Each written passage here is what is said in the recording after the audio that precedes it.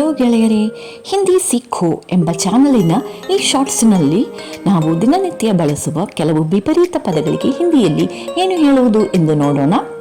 ದೊಡ್ಡ ಎನ್ನುವುದಕ್ಕೆ ಬಡ ಎಂದು, ಅದರ ವಿಪರೀತ ಪದವಾದ ಚಿಕ್ಕ ಎಂಬುದಕ್ಕೆ ಛೋಟ ಎಂದು ಹೇಳಬೇಕು. ಉದ್ದ ಅಥವಾ ಎತ್ತರ ಎನ್ನುವುದಕ್ಕೆ ಲಂಬ ಎಂದು, ವಿಪರೀತ ಪದವಾದ ಕುಳ್ಳ ಎನ್ನುವುದಕ್ಕೆ ನಾಟ ಎಂದು ಹೇಳಬೇಕು. ದತ್ತ ಎನ್ನುವುದಕ್ಕೆ ಮೋಟ ಎಂದು, ವಿಪರೀತ ಪದವಾದ ಸಣ್ಣ ಎನ್ನುವುದಕ್ಕೆ ಪತಲ ಎಂದು ಹೇಳಬೇಕು. ಸುಂದರ ಎನ್ನುವುದಕ್ಕೆ ಖೂಬ್ಸೂರತ್ ಎಂದು, ವಿಪರೀತ ಪದವಾದ ಕುರೂಪ ಅಥವಾ ಕುರೂಪಿ ಎನ್ನುವುದಕ್ಕೆ ಬದ್ಸೂರತ್ ಎಂದು ಹೇಳಬೇಕು. ಫ್ರೆಶ್ ಅಥವಾ ತಾಜಾ ಎನ್ನುವುದಕ್ಕೆ ತಾಜಾ ಎಂದು ಹೇಳಬೇಕು. ಇದಕ್ಕೆ ಹಳಸಿನ ಅಥವಾ ಕೊಳೆತ ಎಂಬ ಎರಡು ವಿಪರೀತ ಪದಗಳಿವೆ. ಇದಕ್ಕೆ ಬಾಸಿ ಎಂದು ಹೇಳಬೇಕು. ಎತ್ತರದ ಅಥವಾ ಮೇಲೆ ಎನ್ನುವುದಕ್ಕೆ ಉಂಚ ಎಂದು, ವಿಪರೀತ ಪದವಾದ ತಗ್ಗು ಅಥವಾ ಕೆಳಗೆ ಎನ್ನುವುದಕ್ಕೆ ನೀಚ ಎಂದು ಹೇಳಬೇಕು. ಸಿಹಿ ಎನ್ನುವುದಕ್ಕೆ ಮೀಠ ಎಂದು ಹೇಳಬೇಕು.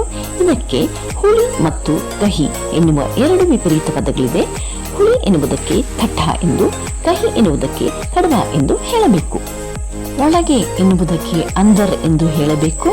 ವಿಪರೀತ ಪದವಾದ ಹೊರಗೆ ಎನ್ನುವುದಕ್ಕೆ ಬಾಹರ್ ಎಂದು ಹೇಳಬೇಕು. ಅಗ್ಗದ ಎನ್ನುವುದಕ್ಕೆ ಸಸ್ತಾ ಎಂದು ಹೇಳಬೇಕು. ಅದರ ವಿಪರೀತ ಪದವಾದ ದುಬಾರಿ ಎನ್ನುವುದಕ್ಕೆ ಮೆಹಂಗಾ ಎಂದು ಹೇಳಬೇಕು.